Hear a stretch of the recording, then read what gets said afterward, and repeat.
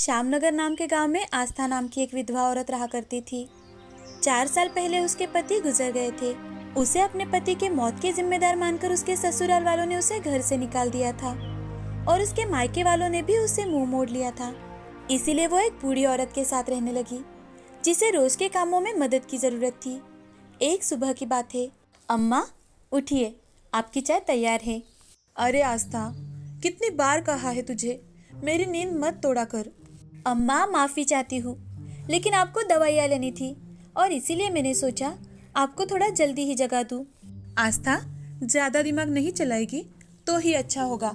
बूढ़ी औरत के तेवर बहुत थे, पर आस्था ने उसकी देखभाल में कोई कसर नहीं छोड़ी थी। उसके सारे कामों का जिम्मा आस्था पर ही था और इसी कारण उस बूढ़ी औरत ने आस्था को अपने साथ रहने दिया था। गांव के बाकी के लोग आस्था से दूरी बनाए रखते थे और ताने भी मारते थे। इसी कारण आस्था का उस गांव में बूढ़ी औरत के सिवा कोई नहीं था। एक दिन बूढ़ी औरत टहलकर घर आई और आस्था से बोली, आस्था, जरा चाय लेकर आना मेरे लिए। जी अम्मा, अभी लाई। वैसे तुम क्या जानती हो, मेरे परिवार में सिर्फ मैं अकेली ही जिंदा हूँ। 10 साल पहले मेरे पति, बच्चे और बहू सभी एक दर्दनाक हादसे में गुजर गए। अम्मा, ये तो बहुत बुरा हुआ था। मैं प्रार्थना करती हूँ कि उनकी आत्मा को शांति मिली होगी। हाँ, और इसी कारण मैं अपने घर में जमा पूंजी की अकेली ही हकदार हूँ। न जाने कहाँ है वो खजाना, बहुत पैसे थे उसमें। क्या तुम ढूंढोगी उसे? खजाना? कैसा खजाना अम्मा? और है कहाँ वो? हाँ आस्था, खजाना मुझे ठीक ठीक तो याद नहीं है, लेकिन शायद वो उसी पुराने खंडहर में होगा जो यहाँ के जंगल के बाद पड़ता है। अम्मा, मैं आपको अकेला छोड़कर खजाना ढूंढने के लिए नहीं जाना चाहती। आप ही मेरा खजाना है अम्मा। आस्था उस बूढ़ी औरत को माँ समझा करती थी और चाहती थी कि वो हमेशा उसके साथ रहे, परंतु कुदरत की कुछ और ही मर्जी थी। कुछ ही दिनों में बूढ़ी औरत ने अपनी आखिरी सांसें ले ली और आस्था जैसे टूट ही गई। अम्मा, आपने भी मेरा साथ छोड़ दिया, अब मैं किसके सहारे जीऊंगी? ओ अम्मा। कुछ दिनों तक सुध-बुध खोई सी आस्था अपनी ही दुनिया में गुम थी। एक दिन आस्था घर में सोई हुई थी।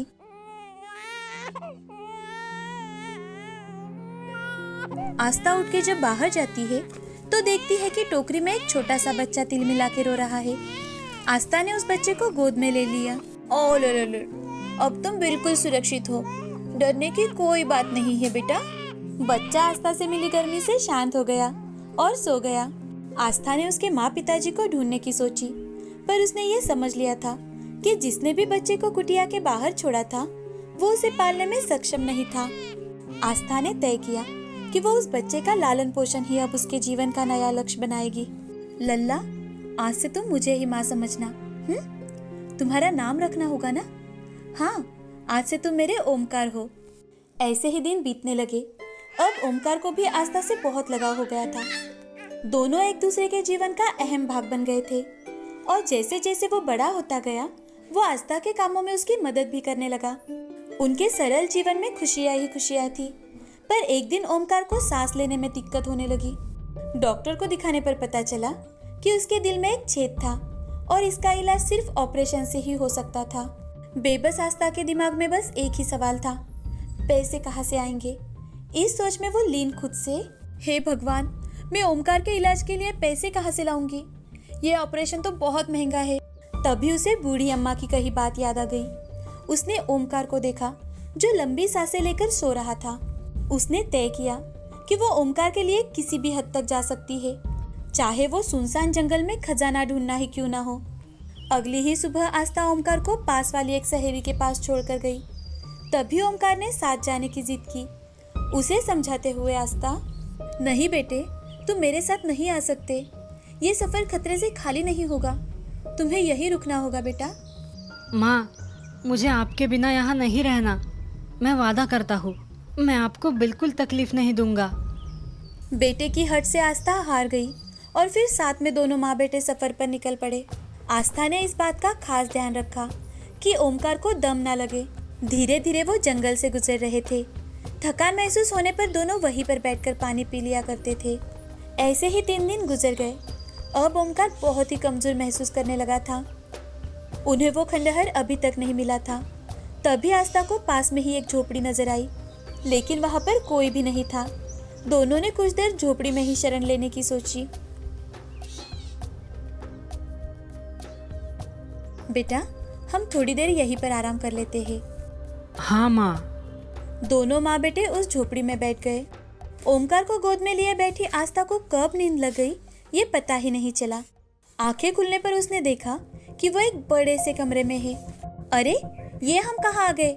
ओमकार बेटा उठ, उठ तो देखो, हम किसी और जगह आ गए हैं। ओमकार उठ के बैठ गया। ओमकार की नाक तेज थी। उसे एहसास हुआ कि वो दोनों किसी घर में है जहाँ कोई खाना खा रहा है और बाहर से किसी की हंसने की आवाज भी आ रही है। अरे भाई, हमें यहाँ आए अब 3 महीने हो जाएंगे। यहाँ खजाना है भी या नहीं? मेरा अंदाजा गलत नहीं हो सकता। इतना बड़ा घर है, कुछ ना कुछ तो मिलेगा ही, और नहीं भी मिला तो इस खंडहर में हम हमारे चोरी का सामान तो रख ही सकते हैं। गुंडे हंसने लगे। यहाँ ओमकार को बहुत भूख लगी थी। वो आस्था से, माँ, बहुत भूख लगी है। उन दोनों काका से बोलो ना कि हमें भी खाने के लिए कुछ दे। आस्था जानती थी कि 3 दिनों से उसके बेटे ने कुछ भी नहीं खाया था।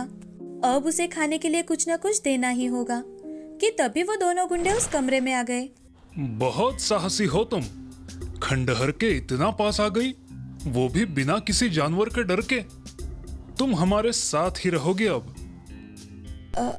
आपसे एक विनती है, मेरे बच्चे को बहुत भूख लगी है, थोड़ा खाने के लिए दे दीजिए।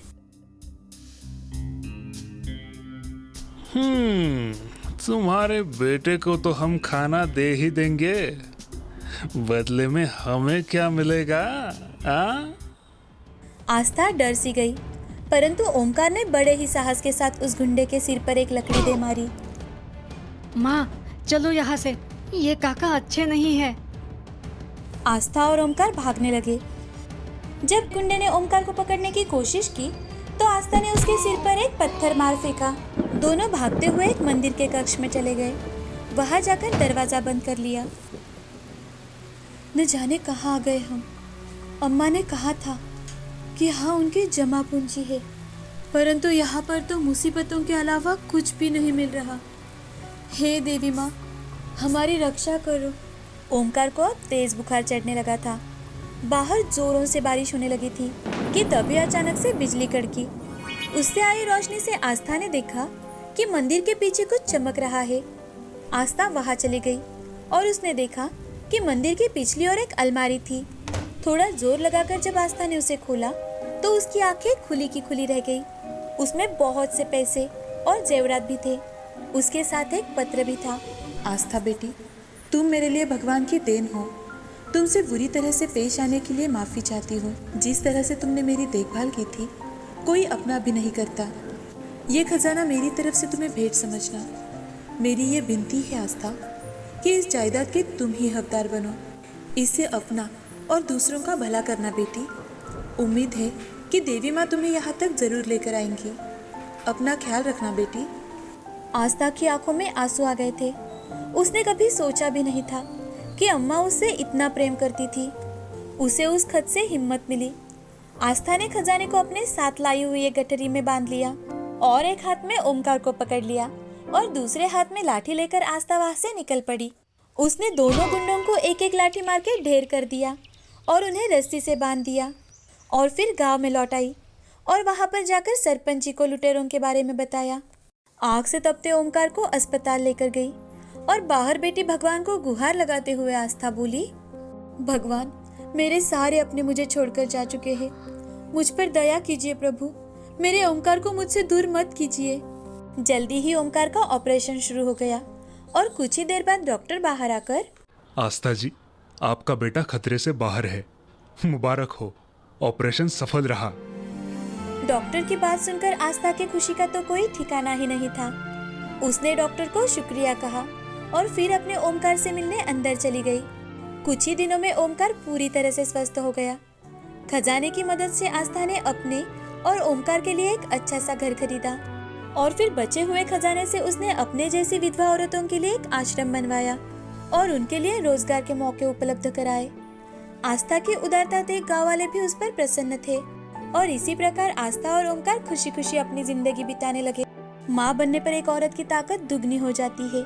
इसीलिए तो कहते हैं ना, औरत शक्ति का स्वरूप होती है।